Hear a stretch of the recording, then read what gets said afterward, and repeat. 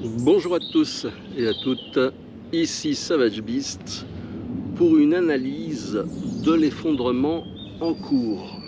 Et c'est passionnant parce qu'en fait, on vit exactement la même chose que ce qui s'est produit il y a 100 ans en arrière, dans les années 1920.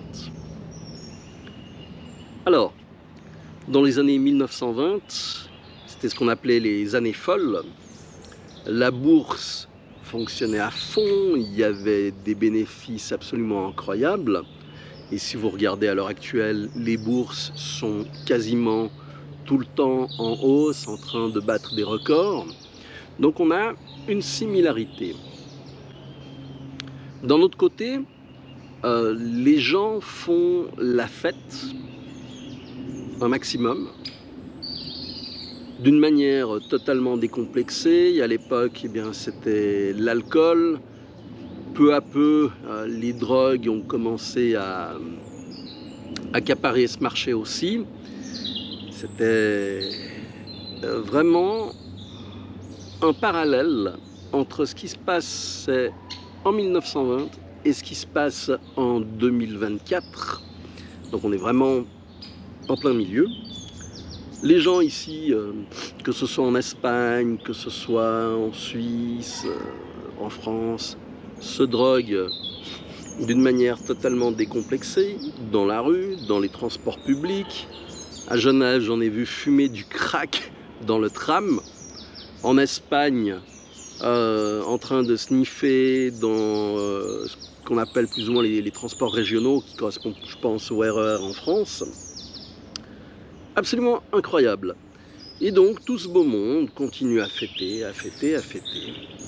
D'un autre côté, on a le même effet que dans les années 30, avec une montée des nationalismes, ce qui est logique.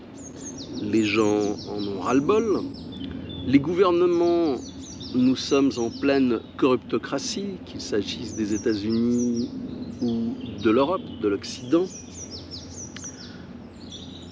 En fait,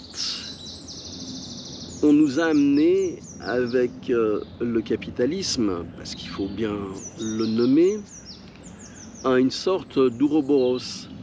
Le capitalisme, à un moment donné, pour fonctionner, va se manger et va se détruire. J'avais expliqué dans certaines vidéos les schémas qu'il y avait auparavant, à savoir des fonds avec de l'argent racheter une entreprise. Ils foutaient dehors les employés, ils vendaient les stocks et après quoi les bâtiments étaient vendus, puis le terrain, et à la fin on avait perdu une technologie, une connaissance, des emplois, et tout ça avait des répercussions sur le long terme que l'on commence à appréhender de manière assez visible. Puis on est passé à un autre stade dans lequel on se trouve actuellement. Les États ne sont plus des États qui doivent s'occuper de leurs citoyens, qui doivent fournir des services pour lesquels nous payons des impôts. Ils sont là pour nous taxer de tous les côtés, pour nous voler. En fait, on peut se projeter dans l'Empire romain. À la fin, Rome faisait des lois complètement folles et qui n'étaient destinées qu'à taxer un maximum. Ici, on est encore dans un autre contexte, à savoir que l'économie a été totalement détruite. Il ne faut pas se leurrer, c'est une réalité. Que l'euro ne vaut plus rien, que le dollar ne vaut plus rien. Et il faut distraire les gens. Alors, toutes les polémiques que l'on crée ont pour effet de montrer l'arbre, celui-ci, là, je ne sais pas si vous le verrez, qui cache la forêt. En fait, on fait surgir des affaires tous les 2-3 jours, de manière à maintenir la population focalisée sur des choses qui ne sont pas importantes. Alors, une fois que vous avez un État qui se comporte comme un voyou, corruptocratie, voyoucratie, on est en plein dedans, eh bien, l'étape suivante s'applique aux entreprises qui font beaucoup d'argent de manière facile. J'expliquerai dans une autre vidéo ce qui s'est produit, les problèmes que j'ai eus et comment j'ai pu les résoudre.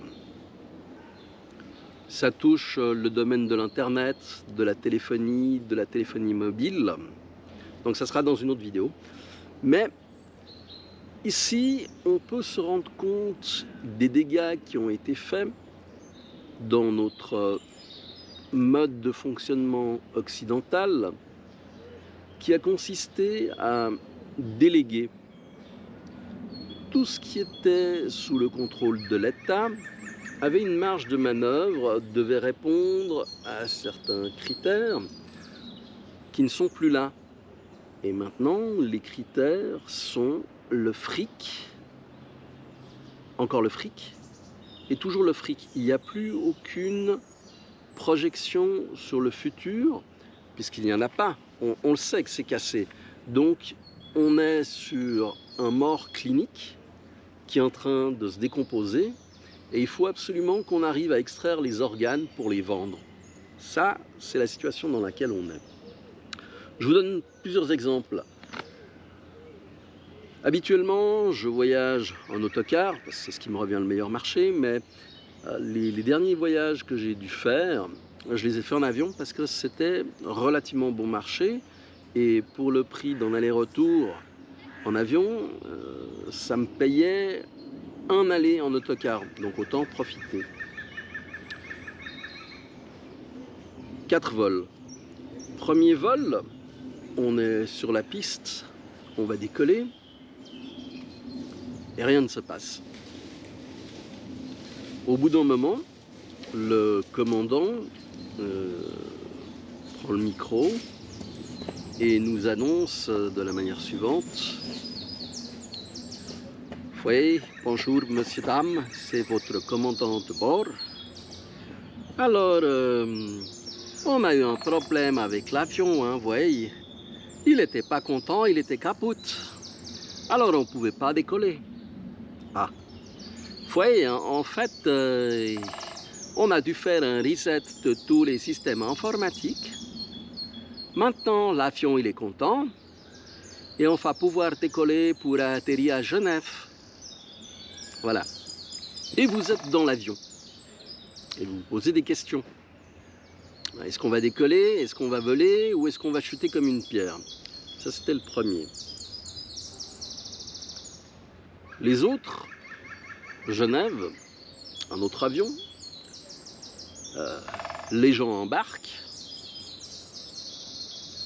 tout le monde s'installe, et le commandant de bord annonce qu'il y a un problème important et qu'on ne peut pas décoller. Bah ouais, c'est con, il y avait une fuite d'huile dans les réacteurs. Bon. Je vous dirais que je préfère que ça se produise avant le décollage qu'à 10 000 mètres d'altitude. Mais c'est que mon impression. Autre vol, on est dans l'avion et le commandant de bord nous dit qu'il ne peut pas décoller parce que le système de communication ne fonctionne plus. Et ce sont des avions modernes, hein, c'est pas des vieux coucous. En fait, le problème que l'on rencontre globalement, et j'ai encore un autre exemple, il y avait eu aux États-Unis, je ne sais plus si c'était un avion FedEx ou DHL, mais une de ces grosses boîtes, qui s'était crashé au décollage parce que les manutentionnaires qui avaient été chargés de remplir l'avion avaient mis tout le poids d'un côté et l'avion, badaboum. On l'a vu avec le nombre d'incidents qui se sont produits chez Boeing ces derniers temps. Oh, on met pas des boulons parce que de toute façon ça sert à rien, ou alors on les vise pas à fond. En fait, le mode de fonctionnement actuel consiste à dire on va donner des mandats pour faire des travaux, c'est de la sous-traitance, mais on va prendre le meilleur marché. Alors, c'est pas une tendance nouvelle. À l'époque où j'étais responsable informatique pour une société internationale, je m'occupais de l'informatique au niveau mondial, eh bien, on avait les instructions de prendre l'offre la meilleure marché. J'arrivais à manager certaines choses, à trouver des solutions, mais en gros, c'était le meilleur marché qui primait. Et ça a été en s'accentuant, en comprimant les coûts, de manière à optimiser et à faire du cash au détriment de la qualité de service. Alors, le problème ne s'arrête pas là, c'est que vous prenez un sous-traitant qui va obtenir le mandat, qui lui-même va chercher un autre sous-traitant, parce que ce qui l'intéresse, c'est de faire du pognon. C'est ce qu'on appelle dans la logistique des box movers. Ils déplacent des boîtes. Et en bout de chaîne, on a le gars qui connaît rien à la situation, qui est absolument incompétent, et puis qui va faire le boulot, comme on dit aux États-Unis, if you pay a job with peanuts, you get a monkey job.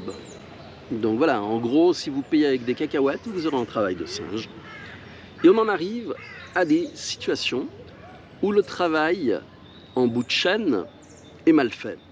Que ce soit au niveau de la sécurité, que ce soit au niveau de la gestion des services, que ce soit au niveau de la téléphonie. Les entreprises en Suisse, par exemple, les services techniques, pour certaines compagnies mobiles, ne sont plus en Suisse. Je ne parle même pas des call centers. Les call centers, c'est à Pétaouchnok les oies, hein, au bled. Pour ce qui est français, pour ce qui est allemand, c'est on ne sait pas trop où. Et donc, la qualité s'effondre. On s'en fout puisqu'on fait un maximum de pognon.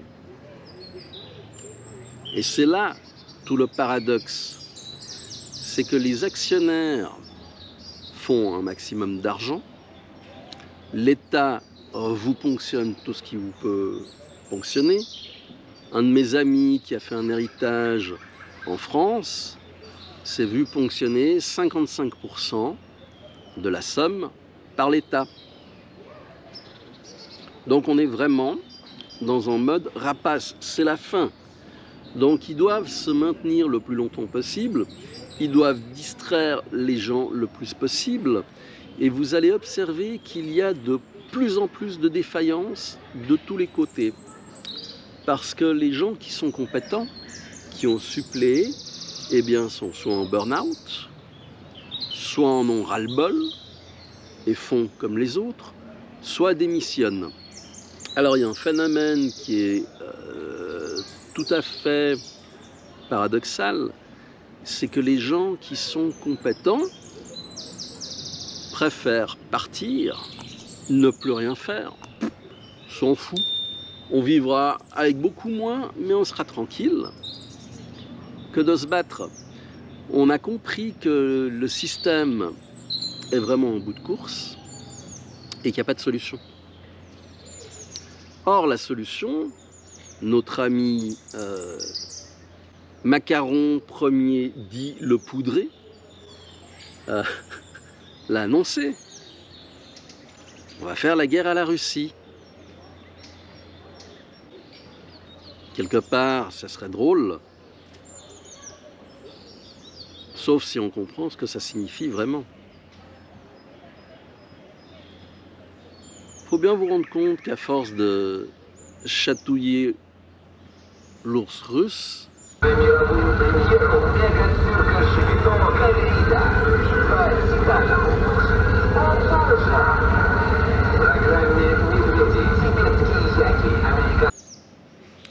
eh bien ce dernier, il va répondre. Ce qui est évident, ce qui est logique. Mais on a besoin d'un ennemi, tout comme les États-Unis ont besoin d'un ennemi, et on focalise sur l'axe du mal. Alors les gens sont complètement drogués par la télévision. Il n'y a plus aucune capacité de réflexion. C'est pas nouveau. Mais il n'y a plus de sortie. Alors, quelque part, lorsque ça va vraiment s'effondrer, parce que là on est encore dans du gentil, ça va faire bizarre. J'en discutais avec Piero San Giorgio l'autre jour, et en fait on est vraiment dans un effondrement lent. C'est comme Rome, ça s'est effondré, mais ça a été doucement, ça n'a pas été en bloc. Or quelque part, un effondrement en bloc permet une reconstruction plus rapide, sauf que là il n'y aura pas les ressources pour la reconstruction. On va se retrouver avec une Europe ravagée, plus qu'elle ne l'est déjà. Et que pouvons-nous y faire? Eh bien, il suffit de continuer à renforcer vos groupes, continuer à stocker, à vous préparer. Il n'y a pas d'échappatoire. Alors ceux qui vous disent qu'il faut partir dans d'autres pays, ouais, bon, c'est une option. Est-ce que c'est honorable? Je ne sais pas. Sauver sa peau, quel que soit le moyen, fait partie de la survie, ce qui est évident. Défendre un pays, une société en mode de fonctionnement qui ne correspond pas à nos valeurs n'est pas quelque chose de jouable. C'est aller contre soi-même. Et reste l'option que j'ai choisie qui consiste à popcorn, un bon stock de maïs, à observer tout cela et puis à attendre. À vous de faire vos choix. N'oubliez pas, soyez prêts face à l'imprévu et prenez soin des vôtres. Ciao!